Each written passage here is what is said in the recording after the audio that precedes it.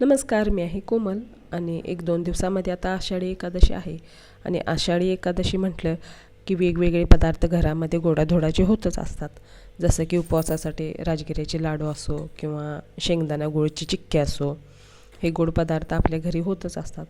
आणि असं प्रत्येक एकादशीलाच होतं असं नाही. इथे मी आता शेंगदाणा गुळ चिक्की करायला घेणार आहे.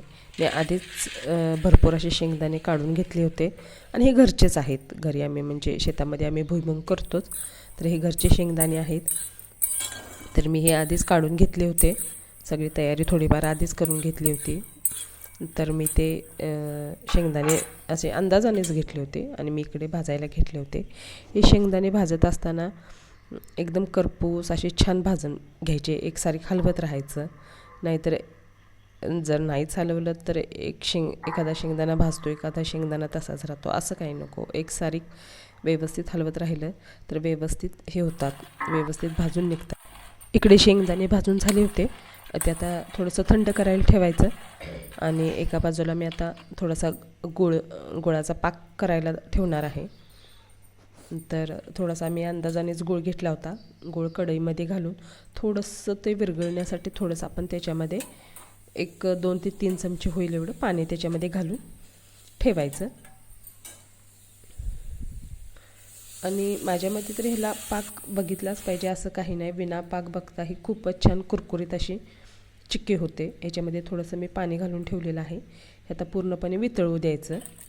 आणि एका बाजूला मी हे थोडंसं वाटीने थोडंसं कुस्करून घेतलेलं आहे, कारण त्याची साल पूर्णपणे निघली पाहिजे. जर आपण थोडंसं थंड होऊ द्यायचं. जर वाटीने नाही जमलं तर आपण हाताने जरी कुस्करलं तरी चालतं. त्याच्या अशा पूर्णपणे डाळी करून घ्यायच्या आणि थोडंसं पाकडून घ्यायचं. त्याच्यातल्या पूर्ण ज्या साली आहेत शेंगदाण्याच्या त्या पूर्णपणे शेंगदाण्याच्या साली पूर्णपणे काढून स्वच्छ करून शेंगदाणे घ्यायचे. तर मी सुपामध्ये घेऊन ज्या शेंगदाण्याच्या साल्या निघलेल्या नाहीत त्या एक हाताने असे काढून घेत होते. तर आपण हे स्वच्छ, जर एकान दुसरे राहिलं तर चालतं, तसं काही नाही की सगळं स्वच्छ झालं पाहिजे. तर इकडे मी जेवढं होईल तेवढं काढून घेण्याचा प्रयत्न केला होता आणि त्याच्या पूर्णपणे डाळी एकाचे 2 भाग असे करून घ्यायचे. आणि इकडे ह्या डाळी तयार झालेल्या आहेत. एकान दुसरं तसं सालीचं राहिलेलं आहे, त्याला काहीच होत नाही. ह्या डाळी माझ्या पूर्णपणे ह्या डाळी पूर्णपणे तयार झालेल्या आहेत. आता एका बाजूला आपण पाक तयार करायला ठेवला होता गुळाचा, तो आता आपण बघून घ्यायचा. मी सहसा हा पाक तयार झाला आहे नाही झाला आहे बघत नाही, कारण ह्याचा अंदाज लगेच लक्षात येतो. कारण ही चिक्की करायला आमच्या मामीने मला शिकवली होती, त्या पद्धतीनेच मी ही चिक्की करते. तर आजपर्यंत माझी चिक्की कधीच बिघडली नाही.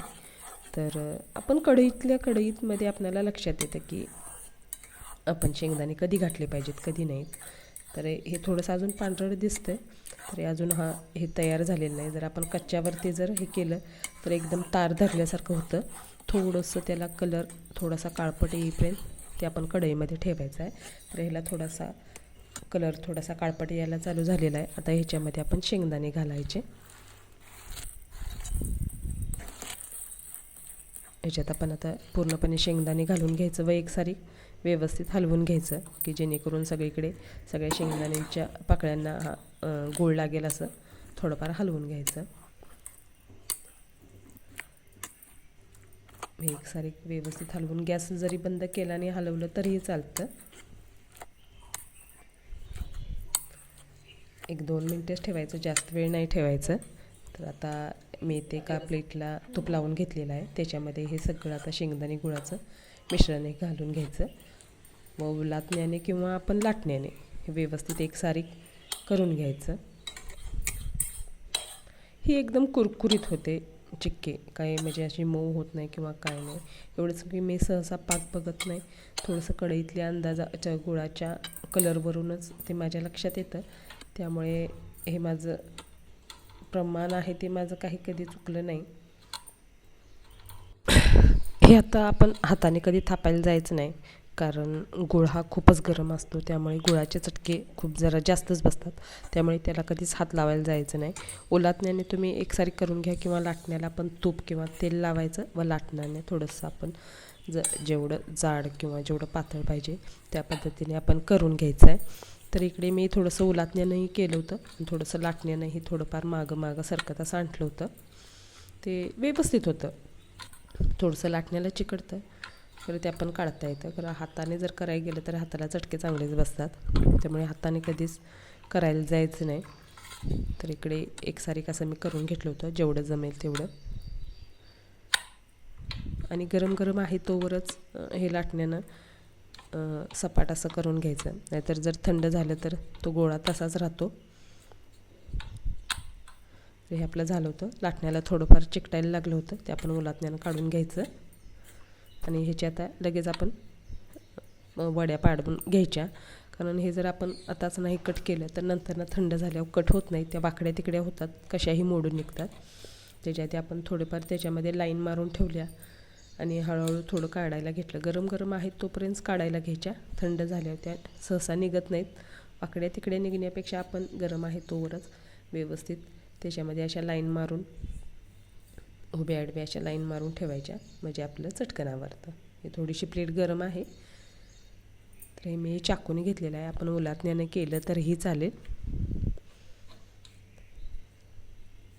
आणि एकादशी दुप्पट खाशी ही एक म्हण आहे. जसं आपण इतर एकादशींना खात नाही, कारण ही जी आषाढी एकादश आहे त्याला भरपूर पदार्थ असतात. जसं की आपण खिचडी करतो, वडे करतो, शेंगदाण्याची चिक्की असते, राजगिऱ्याचे लाडू असते, केळ असतात, आंबे असतात, असं भरपूर पदार्थ असतात. त्यामुळे म्हणूनच म्हटले की एकादशी दुप्पट खाशी. तर इथे आपले हे असे थोडंफार कट करून झालं होतं. आणि हे कट केलं की लगेच निघतात, जसे आपल्याला आकारमध्ये पाहिजेत तसं त्या पद्धतीने व्यवस्थित निघतात त्या. आणि त्याला खाली तूप लावलेलं असतं, त्यामुळे ती चटकन अशी उचलून निघते. तुम्ही नक्की एकदा ट्राय करून बघा ह्या पद्धतीने. तर आपण थोडंफार अजून गरम आहे तोवरच आपण थोडंफार त्याचे, जसं आपण त्याला लाईन मारलेले आहे त्या लाईनप्रमाणे आपण थोडंफार ते हळूहळू काढून घ्यायचं. थंड झाल्यावर निघतं, नाही असं नाही. खरं थंड झाल्यावर थोडंसं वाकडं तिकडं निघण्यापेक्षा आधीच आपण गरम आहे तोपर्यंत व्यवस्थित चौकोनी निघतात. तर या पद्धतीने चिक्की ही तुम्ही नक्की एकदा ट्राय करून बघा आणि कमेंट बॉक्समध्ये नक्की सांगा तुम्हाला ही चिक्की कशी वाटली. हे व्यवस्थित असं निघतं. हे आपलं थोडंफार थंड होत आलेलं आहे, त्यामुळे आता चटचट निघतं. आणि ही एकदम छान अशी कुरकुरीत होते, एकदम काही मऊ होत नाही किंवा एकदम कडक होते असंही नाही, एकदम कुरकुरीत जशी आपल्याला पाहिजे असते तशीच ही चिक्की होते. तुम्ही नक्की एकदा घरी ट्राय करून बघा. आणि पाक बघितलाच पाहिजे असं नाही, थोडासा त्याला काळपट कलर आला की त्याच्यामध्ये शेंगदाणे घातले तर आपले परफेक्ट अशी चिक्की तयार होते. तर तुम्ही नक्की एकदा ट्राय करून बघा. हे अजून थोडंफार गरम आहे, तर हे जसं थंड होईल तसं हे चटचट निघतं. आणि आपण हे आधीमध्येही करून खायला खूप चांगलं आहे. जर मुलांना गूळ शेंगदाणे देण्याऐवजी आपण या पद्धतीने जर चिक्की करून ठेवली तर मुलांना शाळेला जाताना किंवा टिफिनमध्येही आपण ही चिक्की देऊ शकतो. एकदम छान अशी कडकडीत अशी झाली होती. त्याचा आवाजही असा खटखटीत येत होता. तर ही आपली चिक्की पूर्णपणे तयार झालेली आहे आणि भरपूर झाली होती चिक्की. आणि भरपूर दिवस टिकते, 15 ते 20 दिवस किंवा महिनाभरसुद्धा ही चिक्की महिनाभरसुद्धा टिकते. तर या पद्धतीने तुम्ही नक्की करून बघा. ही आहे आपली होममेड घरच्या घरी 1-2 साहित्यामध्ये तयार होणारी गुळ आणि शेंगदाण्याची चिक्की. तर तुम्हाला हा व्हिडिओ कसा वाटला कमेंट करून नक्की सांगा. थँक्यू.